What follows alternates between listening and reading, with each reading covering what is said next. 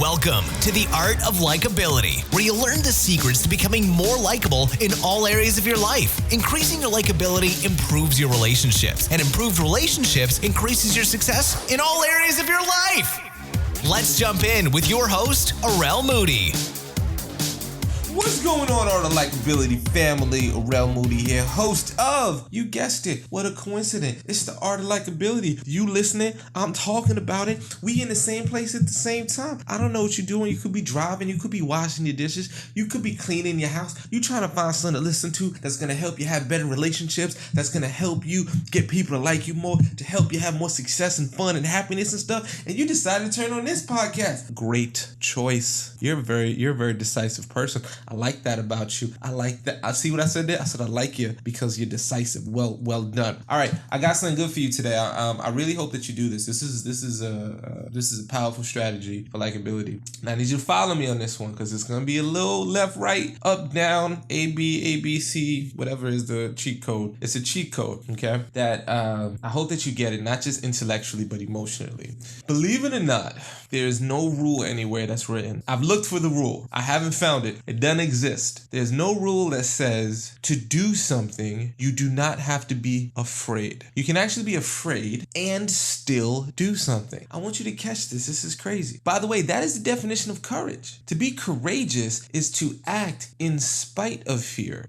People think courageous people who are brave and courageous and strong, they're not scared. It's not true because that's not what courageous is. Like it's not courageous for me to go and, put my shoes on in the morning. I have no irrational fear of putting on my shoes and tying my shoelaces. So if I put on my shoelaces and shoes, you can't say that's an act of courage because there's literally zero presence of fear in that activity, right? I know it sounds weird, but hear what I'm saying. If I don't have a fear of doing something, i.e. in this case, putting my shoes on, it's not an activity in which I can be courageous. So by definition, to be courageous, you have to act even though you are feeling fear. There's something that you need to be doing that's going to move you towards your goal, that's going to cause people to admire you, that's going to cause you to admire you, that's going to cause you to achieve a level of success that you deserve, but you are scared to death to do it. Now, you may come up with other things that you've said to make yourself feel better about it, but it's all lies. It is. People say there's these socially acceptable things that we say that is, in definition, fear. We say things like, well, I got a really busy schedule right now, so, I really want to do X, but my schedule's really busy. Or you say something like, well, you know what, if I'm going to do X, I really, really, really want it to be an excellent project, so I need to seriously sit down, because if I release something, I want it to be good. I want my name to be attached to something that's really excellent, so I'm really worried. That's all fear. Whenever someone says that, if anyone ever is talking to you and they start talking in that sense, nod your head, say, oh my, I see what you're saying. But in your head, you know that person's really saying, I'm scared to death and I don't know how to do what I want to do. Or I'm scared to death of people criticizing. I'm scared to death of people judging.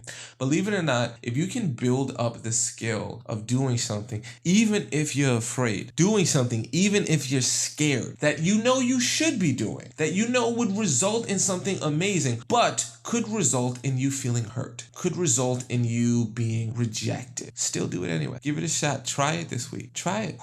Is there a person that you want to ask out? Is there a certain person that has your eye and you're like, man, we would have a great relationship together? Ask that person out. They may say no. They could 100% say no. So what? What's most important is that you're practicing the activity of feeling a fear and doing it anyway. Feel the fear, do it anyway. It's a great quote, great book.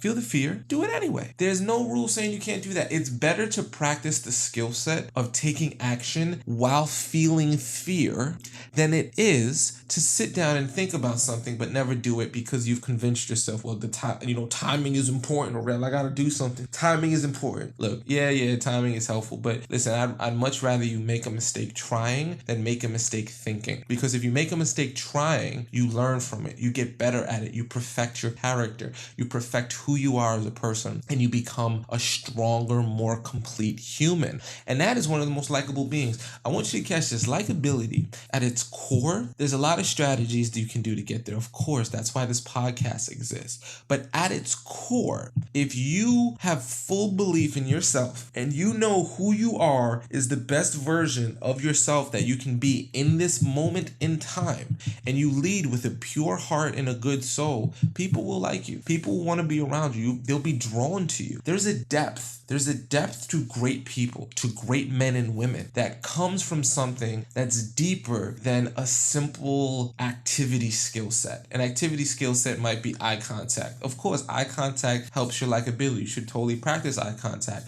But when someone is looking to your eyes, the depth behind your eyes, when they start looking into your soul and they start seeing that you are indeed a strong, deep person, they're going to like you. They're going to be drawn to you. It's the difference between shallow leadership and deep leadership. It's a difference between someone who says something and absolutely owns that statement and someone who says it and they're saying all the right words, but you still don't believe them. Be someone who, when you do or say something, people believe you. That comes from a depth. Part of that, if you want to learn how to become a more centered, confident, complete human being, it comes from the ability to act in spite of fear. Now, a lot of people might say, but I'll get made fun of. That's not likable. Like, what if I ask somebody out and they think it's ridiculous and I get made fun of? But at least you tried. No one can take that away from you. And that's something that you need to build within yourself. Because if you can build a resiliency, inoculation to rejection, eventually the world will come to you. You go to the world at first and you'll say, but what you doing? This is a long-term strategy. So for example, you ask out a girl or a boy, whatever your situation is, right? Let's say, you're asking someone out. You think they're out of your league. They're way out of your league. No one thinks this person should get with you. And they say no.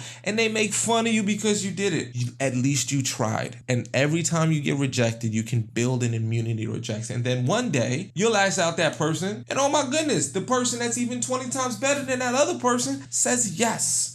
And then you in this beautiful relationship and they walking around and you like, look at this beautiful person I got, like word. But you wouldn't have had the strength to get to the point to ask that person unless you went through the rejection you had. If you want to propose something at your job, step up, put together a proposal and say, this is what I want to do. This is going to be amazing. This is going to change lives. So what if someone says no? The yes or the no is irrelevant in this particular exercise. It is the act of doing something in spite of fear. I want you to think of something that makes you a little uneasy. I want you to think of something that makes you a little bit scared, a little nervous in your professional life, in your personal life. Think of it. Get some. This isn't rhetorical. I'm talking to you. It's me and you. We having a conversation right now. I need you to be with me, okay? What is something in your life right at this moment that you need to be working toward that scares you? Don't try to sugarcoat it. I ain't scared of anything. I have no fear. Stop it. What's something that when you really think about, a conversation you're afraid to have, that you need to have, a confrontation with someone because you need a certain behavior to start or a certain behavior to stop. What happens? The result. Hopefully, I swear, I hope it's positive. But if it's not, it's the fact that you can say you did this is going to make you a stronger person. And the more you do this, and the more you inoculate yourself from fear and rejection, the more strong you become, the more courageous you are, the more complete you are as a human. And the depth of when someone interacts with you, they're just going to say things like, I don't know what it is. There's just something about her. There's something about him. There's something special. They have the it factor. If you want to be able to have that essence, it's going to take small actions done consistently right over time. Start building a depth to yourself. Start being someone who acts in spite of fear. And you know what? People will notice it. People will catch what you're doing and they'll be like, yo, this person is different. This person put themselves out there. And you know what the best part is? The best part is if you get rejected, if you get hurt, if you get made fun of, and whatever you personally are going to be going after, and then you can still show up after that rejection with your chin held up high, with your shoulder back, being proud because you knew you gave it your best, and you can be graceful in spite of failure. That's an admirable. That's something that I promise you people will catch and like about you and say, wow, that person failed, but look at how they still got up and came in the next day with their shoulders back and their head high. Practice acting in spite of fear. And if you achieve your results, by all means, celebrate and enjoy yourself. And if you don't, practice being able to step up, come back and face the world another day, knowing that you didn't achieve your goal, but you became stronger because of it. There will be a depth about you that people will love. There'll be a depth about you that I promise you, it makes people just say, man, there's just something special about this person. There's a depth to this person, and it comes over time. But I want you to start doing this today. I want you to start practicing it today. And then eventually, before you know it, in a very short period of time, you'll absolutely be the best version of yourself, because the best version of yourself will take action towards goals, and you'll be inoculated to fear, inoculated to rejection. Now, you'll still have the pain of it, but it won't hurt you. It won't keep you down as long. A lot of people, when they get hurt or something bad happens, it knocks them down, and it's okay to get knocked down. But what happens is you have to limit the amount of time each knockdown keeps you down. When a boxer's in a fight, they get a 10 count. If you can get up before the count of 10, you good. Sometimes in life, it's way harder than 10 count. Something bad happens, we take a knee, like we're hurt, we're nervous, we're scared, we can't take action, and it's 2 weeks, and that's a long time. But maybe the next time you get in a similar situation, only takes you a week and a half, then a week, then 6 days, 5 days, 4 days, 3 days, 2 days, and then you're up before the 10 count. But you'd have to go through all of those previous rejections, all of those previous pains, to build up the resiliency, to build up the strength, the immunity, so that you can get up sooner. You don't go from 2 weeks to 10 seconds. It doesn't happen that fast. It comes with process. It's residual. Now, you can mentally make the decision to say that this no longer will affect me, and you can make that jump from maybe you can, break the mold and jump from 2 weeks recovery to 10 seconds. But you'll always need recovery. You'll always need inoculation. You'll always need a booster. Like when I get rejection, it still hurts. I hate being rejected. I hate hearing the word no. And I still take knees. I got to take a knee, and I got to reflect, and I got to think. But my goal is to limit the amount of time each rejection keeps me down. And then that builds your resiliency, your positivity. It builds your warmth. It builds your depth, and people love that, and they like that about you. And the more you do that, the more people are going to respect you, and they're going to say there's something special and want to be around you. Give it a shot. I think it's really going to absolutely change the game for you. And when you start doing this, I promise you, people will like you more. They'll say, man, this person is just amazing. They don't let fear hold them back. They make rejections, but they keep moving forward. I admire that. I wish I was like that. I want to learn from them. I want to hang out with them. I want to help them. I want to do things to be around this person. I like this person. I want to help this person succeed. I want to help this person reach their goals. And if you don't want to have a bunch of people walking around trying to help you succeed, have relationships with you, and help you reach your goals, you just wasted your time. You could have been doing something else. But you were here with me, and I appreciate you doing that. It means a lot to me. Let me know what you think about this. Let me know. Try this stuff out. One of the things that I love to hear is how people actually apply the stuff that they listen to. I had this person contact me, and they got a job raise, and another person helped a child who has some challenges with social things. And like when they apply the stuff from the podcast, it makes me feel so jazzed up. It makes me want to do more. It makes me want to give more. And I'm doing this because I genuinely want to give, and I love everybody who takes the time to listen. We have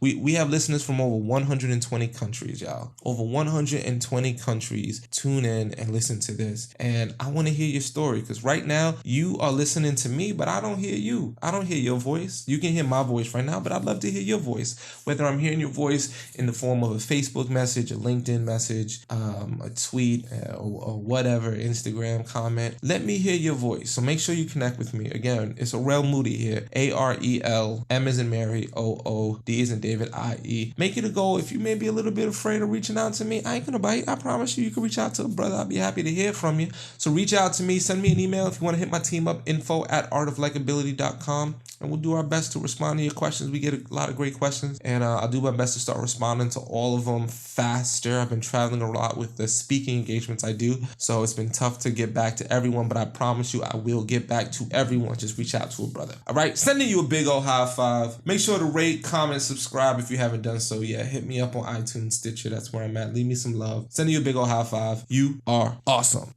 Thanks for listening to The Art of Likability. Please remember to subscribe to the podcast for more awesome info on how you can improve your likability and improve your life. Until next time, remember, you are awesome!